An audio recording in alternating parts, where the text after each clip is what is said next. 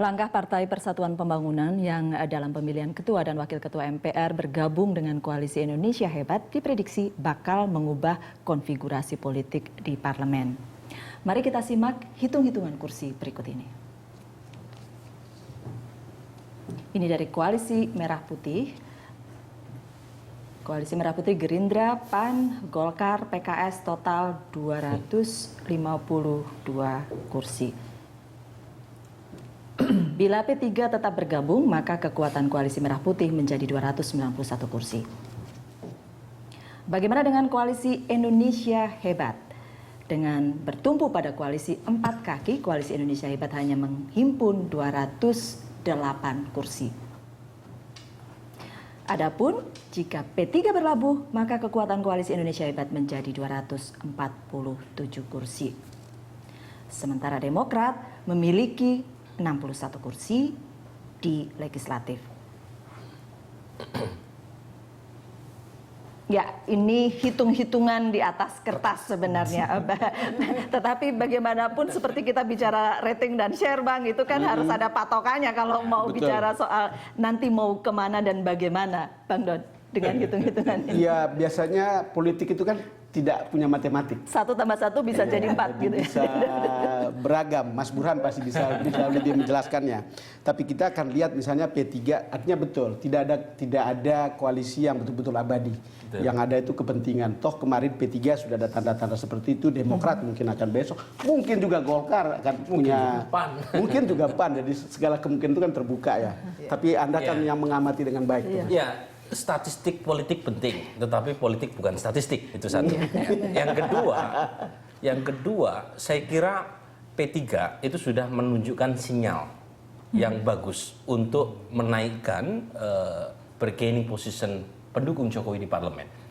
Mengapa P3 saya highlight? P3 ini dengan kekuatan sekitar 7% kursi di DPR, kalau bergabung dengan PDIP, Hanura, Nasdem dan PKB itu menjadi 44% kekuatan Jokowi di parlemen. Nah, kalau 44% itu masih berharap dukungan Demokrat kalau dia swing 9% ya, 10%. itu 10% itu menjadi sekitar 54%. Jadi di atas itu artinya kalau tadi Mas Burhan bilang 10% itu ya bermanfaat juga 10% bermanfaat itu. Kalau P3 masuk. Kalau P3 masuk. Kalau P3 tidak masuk, Demokrat mendukung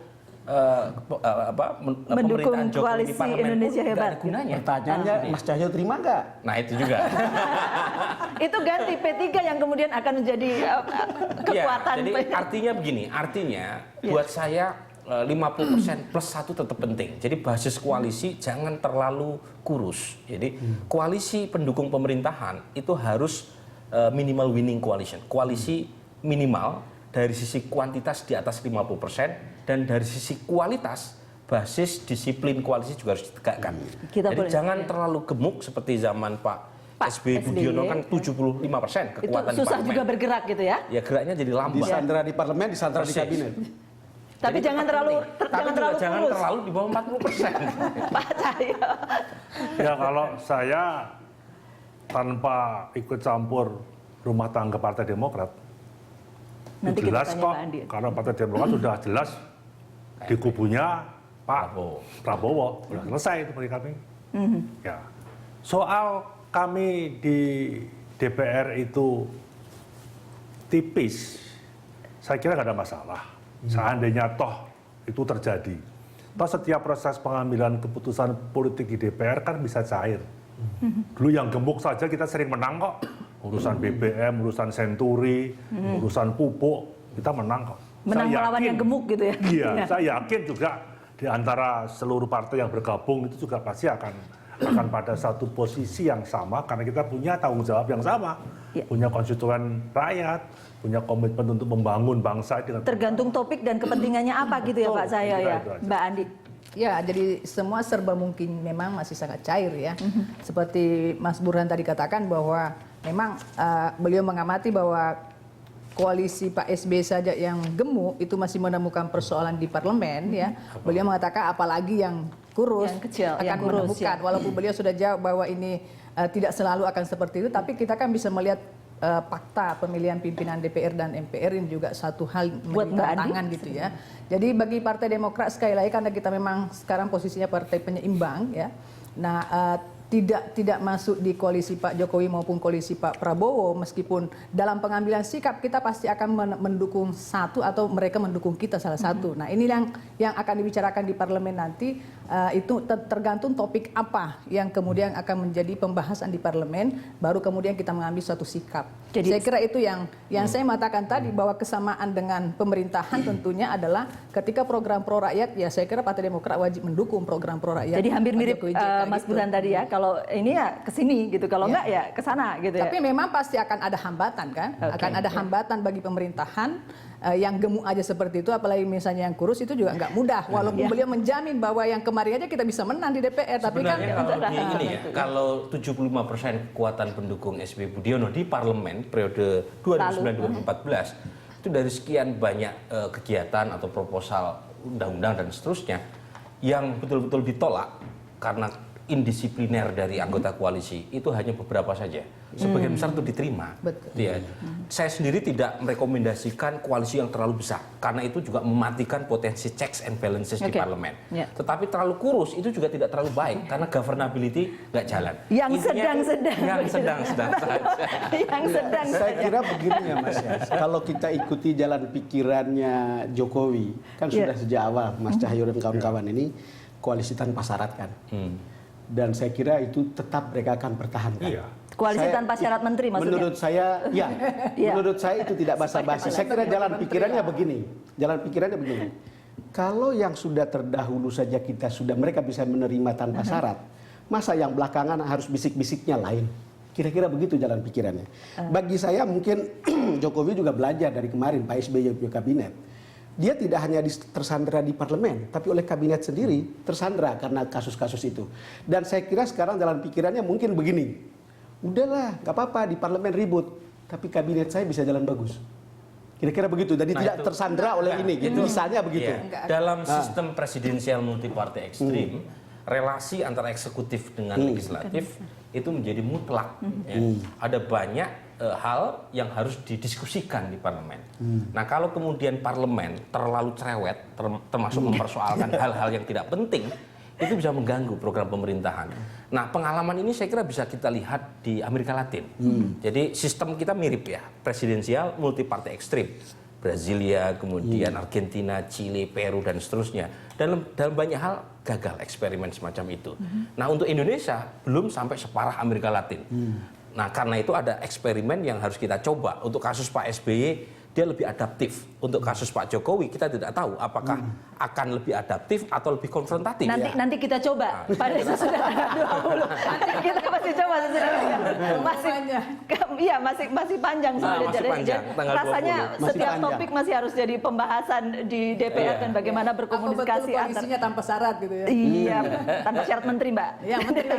Oke, kita sudah hampir sampai di bagian akhir. Saya boleh dapatkan closing statementnya dari Mbak Andi Nurpati dulu, hubungan legislatif eksekutif pemerintahan Pak Jokowi dengan parlemen ini. Iya, saya kira eksekutif dengan legislatif saya kira memang harus sebaiknya sinergis ya, demi untuk kepentingan bangsa dan negara. Nah, tinggal bagaimana pemerintahan Pak Jokowi JK ini melakukan komunikasi koordinasi dengan baik dengan legislatif. Saya yakin Pak JK juga sebagai mantan ketua umum Golkar ya punya kans untuk berkomunikasi misalnya dengan ketua DPR RI yang juga berasal dari Golkar. Saya percaya beliau lihai untuk melakukan komunikasi itu nantinya.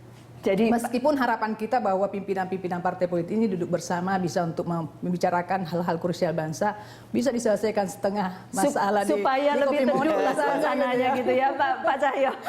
Iya, dua lembaga ini berbeda tapi satu.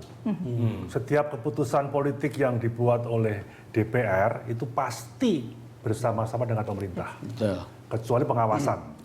Nah, tetapi keputusan politik yang dibuat oleh pemerintah pusat tidak harus dengan DPR. Kalau toh DPR menolak anggaran RAPBN, masih bisa menggunakan anggaran yang lama. DPR memaksakan sebuah rancangan undang-undang di bidang legislasi. Kalau toh pemerintah nggak mau juga nggak ada masalah, jalan. Nah, tapi ini kan apapun pemerintah juga merupakan bagian daripada keputusan politik rakyat. DPR juga sama. Saya yakin nggak ada masalah karena Pak Jokowi dan Pak JK ingin membangun kabinet yang bersih, kabinet yang tanpa ada transaksi kita. quote and quote ya, Ya. ingin fair, terbuka, ya saya kira Itu akan lebih mudah akan lebih baik mempermudah ke depan. perjalanan. Ya. Ya, Mas Burhan. Saya ingin langsung mengkonkretkan isunya. Misalnya soal isu kenaikan BBM. Dari sudut mana kita melihat ini penting buat rakyat, ini mengganggu stabilitas ekonomi rakyat. Buat saya gitu ya, saya termasuk orang yang tidak setuju subsidi pada level harga. Jadi kenaikan BBM melihat beban anggaran yang sedemikian besar ya, defisit anggaran mencapai 250-an triliun, kemudian subsidi BBM 400-an triliun, itu buat pemerintah siapapun termasuk Pak Jokowi nanti itu penting untuk didiskusikan. Masalahnya adalah untuk kenaikan BBM kalau harganya itu di bawah harga yang dipatok oleh asumsi APBN itu harus keluar dulu ke DPR. Ya, jadi artinya tetap kalau harus kemudian hati-hati DPR ya. mempolitisasi isu ini, pemerintah bisa nggak jalan. Kalau begitu pemerintah Pak Jokowi juga mesti hati-hati dengan Harus hati-hati. oke. Gitu ya. Yang kedua yang penting saya tekankan, bagaimanapun gitu ya. Harus ada relasi yang saling menguntungkan. Untuk atas nama apa? Atas nama kepentingan bersama. Jadi jangan sampai kontestasi ini merugikan. Kalau bahasa Islamnya fastabiqul khairat gitu ya. Jadi saling mengejar kebaikan, parlemen juga berlomba-lomba itu, pemerintahan Jokowi juga begitu. Yang untung adalah rakyat gitu. Baik, Bang. Saya cuma menyambung Mas Burhan aja. Apa Dan saya tidak perlu terlalu jauh, Mas. Saya masih berharap kekhawatiran pada tanggal 20 tidak akan terjadi. Saya kira itu yang paling nyata yang sekarang berkembang di masyarakat. Lalu kemudian kedua, saya baru akan tahu optimis atau tidak akan sangat tergantung pada kabinet yang dibentuk setelah tanggal 20 itu. Rakyat masih Kita harus tunggu. menunggu. Kita semua harus masih menunggu ya. Bapak-bapak dan Ibu terima kasih sudah hadir di The Headlines. Itulah The Headlines kali ini. Terima kasih karena Anda telah bersama kami. Sampai jumpa.